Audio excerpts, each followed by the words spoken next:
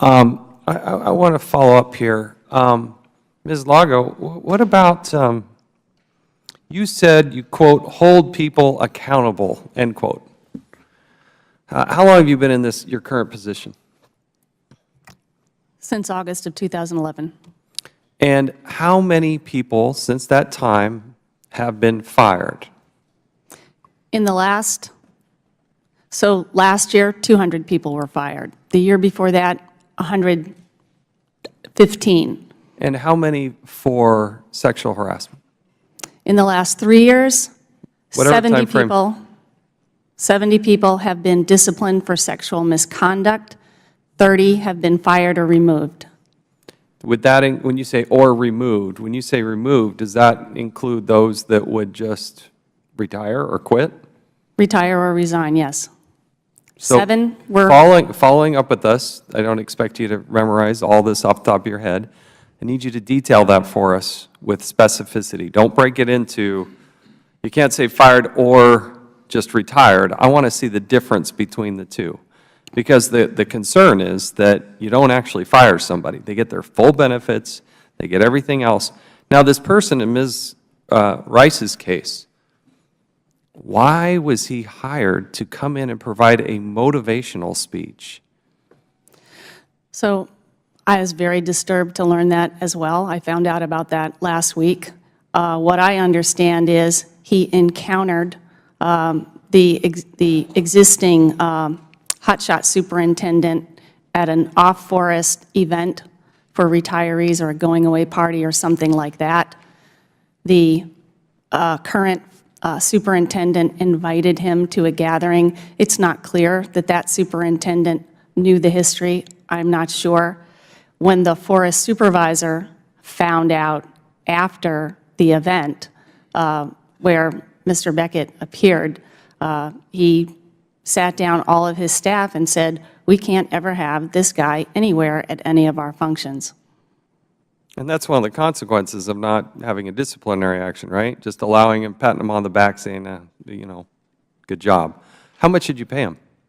How much did the taxpayers pay this guy? He wasn't paid to appear there. Still the motivational speech, he just did it out of the goodness of his heart, it was just free? That's correct. There's no paid compensation? Yes, sir, no pay. Ms. Rice, can you shine and illuminate any, based on what you just said, what's your perspective of this? The superintendent did know Beckett, knew him, worked for him for many years, knew of the incident. Give me some more details of this. He worked for him and he knew of the incident. Why would he have known of the incident? Because the entire forest knew. They had a all-hands meeting with all the people from fire. He was one of the attendees. The one that was detailed in the article that Ms. Lago says she never read? That article? The current superintendent for the hotshots used to work for Beckett and was there when I was being harassed. He was there, and then he was also there during the investigations. He was very aware of what happened to me. Ms. Lago, do you dispute what Ms. Rice is saying? No, I don't. So what are you doing about it? So what we're doing is the forest supervisor instructed his staff never to let that happen again. Is he going to get a bonus? He whom? The person who brought in the person who had committed this atrocity against Ms. Rice. There's somebody who had to actually approve this and set it up, right? That person, what are you going to do? What's the repercussion to him or her? Who is that person? I'll undertake a misconduct investigation on the actions of that person. And you'll get back to us on what Yes. the ramifications are? Yes, I will.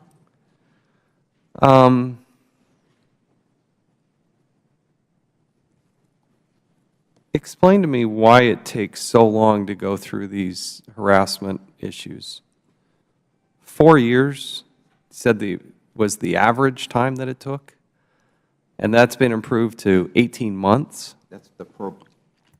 That's the program. If it was a farm complaint, that would be the farm side, the program side. I'd like to learn more about this. My time is very short. I want to go, this is, We have had a lot of interaction with Carolyn Lerner. She is the office of the special counsel. She issued this report on a letter to the President on May 18th of 2015. Ms. Lago and Mr. Leonard, I'd like you to respond to that. Do you dispute anything in her findings? I do. And what do you dispute in her findings? For the Office of Special Counsel, as you know, has so much power. It could have had an order of relief demanding my office take action right away. It could have even had a recommendation, but it had exactly what it said. It said, make them whole. It didn't provide the direction. When I provided the information to Okay, well, let me... when I provided the information yesterday, the majority of, and it's important to say alleged discrimination here and there, the information, when people, I do this all the time. That's not what it says, sir. It's not what it says. It doesn't have an order I'll of read relief. it to you. I'll read it to you. I'll read it to you, okay?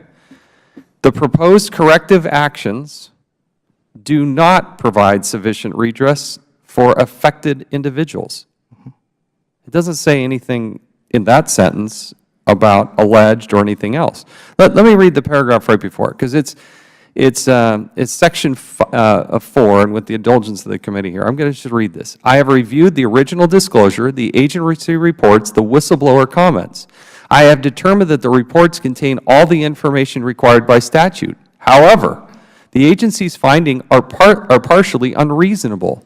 As the whistleblowers noted, the office of the one that you oversee, is tasked with protecting civil rights of all USDA employees. As such, this office should set the standard not only for processing claims, but also for creating an environment free of discrimination. Rather than leading this effort, the report confirmed that your office, Mr. Leonard, has had an unusual high number of complaints filed against its own leadership. In addition, almost half of these complaints were not acted on in a timely manner.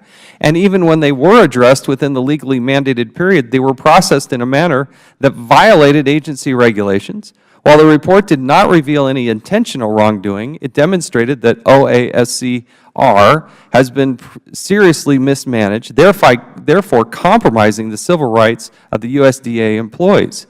Given the seriousness of these concerns, the corrective actions appear to only partially resolve the identified wrongdoing. While they adequately address the management and conduct of OASCR going forward, the proposed corrective actions do not provide sufficient redress for affected individuals. We also have the number of EEO complaints filed against USDA senior manager headquarters going from roughly 1 in 2011 to 24 in 2014.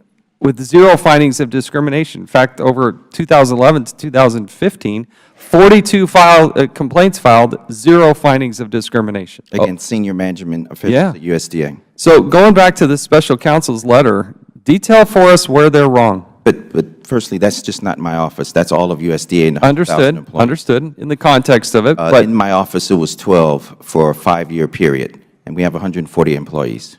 That's 13. A lot. That's a lot. 10%? The majority of complaints that are on senior leaders in my staff are chain of command complaints. You don't think that's a lot, sir? The majority of the complaints are chain of command and complaints. So they're coming 6 down. So if you don't get a QSI and you want your QSI, you'll put it on the person on top of you, the other one, I'm 5 people removed, but I'm still in that number. Okay. So I'm just trying to explain the numbers to you. We have an independent person, the Office of Special Counsel, who sends just a handful of letters to the President, and she sends one and comes to the finding. I want you to explain to us why you think she's wrong. She came with the finding? Yes, I just read it to you.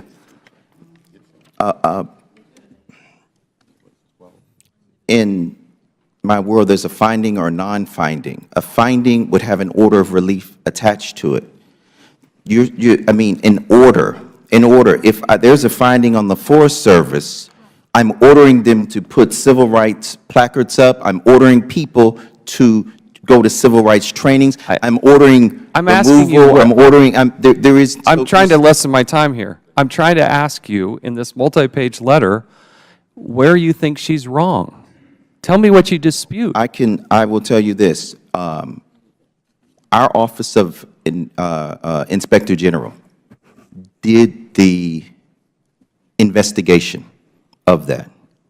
And there are going to be a few people who will come to you and say, I agree 100% with the Office of Inspector General report. I'm not I talking about... agree with it, but the report, the OSC Mr. report Leonard, was Mr. taken Leonard, from you're not the OIG getting... Mr. Leonard, investigation. Mr. Leonard, stop. The OSC report. Mr. Leonard, I want you to stop.